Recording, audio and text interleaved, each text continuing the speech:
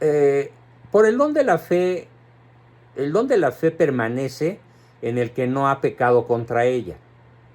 ¿Por qué? Porque hay pecados contra la fe, como los dos que ya mencioné. Ujú. Son pecados contra la fe. O también ese terrible pecado de muchísimas, eh, ¿cómo diría para que no se oiga una palabra despreciativa? En muchos creyentes, entre comillas, cristianos, o que se dicen o se creen cristianos sin serlo del todo, eh, digamos que creen que ya están predestinados al cielo. Es más, lo proclaman en público.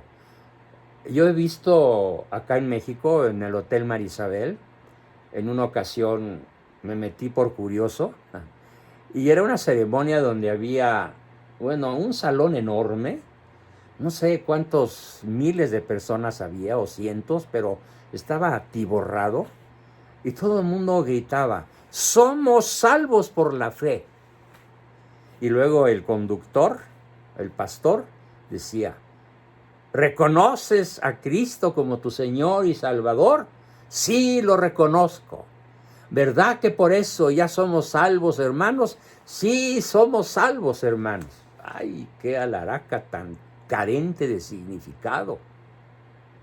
No, nadie está predestinado absolutamente a la salvación eterna por el mero hecho de declarar que Cristo es mi Señor, mi Redentor y mi Salvador. Porque eso es una fe mocha. Esos son los mochos, ¿sí? Los verdaderos mochos, los que se creen salvos por el mero hecho de haber proclamado a Cristo, su Redentor y su Salvador en público. Ah, ¿y cómo tratas a tus empleados? ¿Y cómo tratas a tu esposa? ¿Y qué tanto cumples los mandamientos de Dios en todos los órdenes? ¿Y qué tanto realmente sometes tu juicio intelectual y tu voluntad a los mandatos de una iglesia con la cual rompiste a principios del siglo XVI, haciendo caso omiso de 15 siglos de historia de la Santa Madre Iglesia, de la cual renegaste?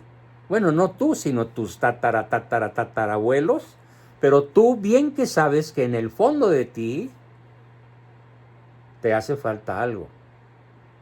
Y Dios está tocando a tu puerta. Y en estos mismos momentos, a través de este siervo inútil y pecador, toca a tu mente, toca a tu voluntad, toca a tu inteligencia y te dice, oye, tu, entre comillas, iglesia, con I minúscula, no es la iglesia.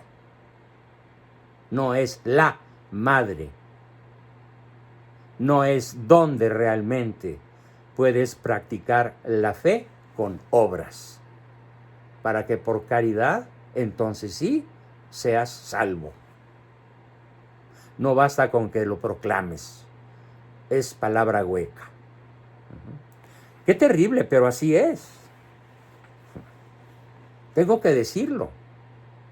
Dice San Juan Pablo II que hay que proclamar esto, aunque lleguemos a ser solamente otra vez 12. Bueno, pues se tenía que decir y se dijo, ¿sí? Totalmente, profesor. Y me acuerdo también yo con mis hijos tratando un poquito de darles a entender para comprender este concepto. Le digo, es como si yo te dijera que te amo y llegas de la escuela muerto de hambre y Y no no, te tengo la comida. claro. Y te digo, a ver Y no, qué, ahí está el refrigerador, ábrelo a ver qué encuentras. Y lo abre y está y, vacío, porque a mamá se le olvidó ir al súper. No, y no sí. lavé tu ropa No, tampoco. así que Y no vete te llevo a la sucio. escuela y vete caminando ahí como le Claro, haces. aunque sean 20 millas. Sí, sí. Sí, No. entonces, por Se- eso esos ejemplos tan simples, pero tan poderosos, nos hacen ver que la fe sin obras es pura palabrería hueca. En remate, la fe pues es la virtud teologal por la que le creemos a Dios, ¿sí? Porque Él es la verdad misma. Y otra cosa fundamental, El don de la fe permanece en el que no ha pecado contra ella. Pero la fe sin obras está muerta, porque privada de la esperanza y de la caridad, la fe no nos une plenamente a Cristo, ni hace de nosotros un miembro vivo de su cuerpo místico. Por esa razón, el verdadero discípulo de Cristo no es el que lo proclama a voz en cuello como su Redentor y su Salvador, sino el que guarda y vive con ella, la profesa, la testimonia con firmeza y la difunde. Todos vivan preparados para confesar a Cristo ante los hombres, dice San Pablo, y a seguirle por el camino de la cruz, en medio de las persecuciones que nunca faltan a la iglesia. A ver, ahora no estamos, cuando menos en la gran mayoría de los países de la tierra, pues no estamos como en Cuba o en Nicaragua, donde los católicos son encarcelados, como el señor obispo de Nicaragua, que es un mártir en vida. Está en la cárcel, en una celda de alta seguridad, sin juicio, sin abogado, sin posibilidad de salir. Bueno, en ese pequeño país, y probablemente en otros varios, la persecución sea física y aun cueste la vida. Pero es muy importante entender que la persecución puede no ser como la que sufre este extraordinario monseñor, cuyo nombre en estos momentos no recuerdo, pero es el principal obispo de la nación hermana de Nicaragua. Qué pena, pero también qué gloria para él. Qué gloria, porque él está dando un testimonio de fe, con una firmeza y una contundencia que provocan el pánico en el dictador Ortega. ¿Sí? ¿Por qué? Porque él sabe muy bien que la Grey cristiana va a seguir a su pastor con ese formidable testimonio del martirio que está sufriendo en vida, aunque todavía no es asesinado, pero lo más probable es que llegue a serlo. Rolando Álvarez. Rolando Álvarez, muy bien. Qué bien, gracias por recordármelo. Pero los que no tenemos ese o no sufrimos ese tipo de persecución, en mucho menor escala, pero sí sufrimos persecución. Por ejemplo, pues yo estuve castigado de mi canal principal de YouTube por atreverme a hacer alusiones a la falsa fe del presidente de México, porque fue considerado como una violación a las normas de convivencia, el que yo diga que aunque él se diga cristiano no lo es, y por eso me castigan. Bueno, ahí tenemos, ¿sí?, la persecución, ¿no? Y en el canal secundario pues está a punto de terminar el castigo, porque también subí ese video. Pero bueno, me las ingenio como aquí para que de todas maneras la verdad se escuche. ¿Sí? Entonces, continuando todavía, dice San Pablo, el servicio y el testimonio de la fe son requeridos de modo absoluto para lograr la salvación. Y termino mi explicación sobre la fe con un enunciado, una serie de enunciados que nos regala San Mateo en su capítulo 10, versículos 32 y 33.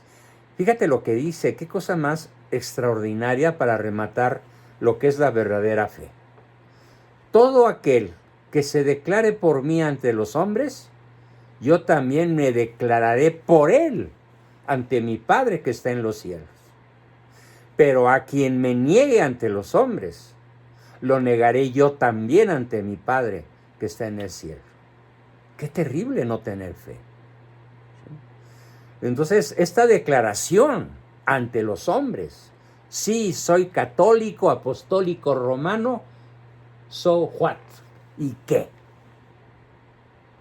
¿Me vas a matar? Adelante, ya te tardaste.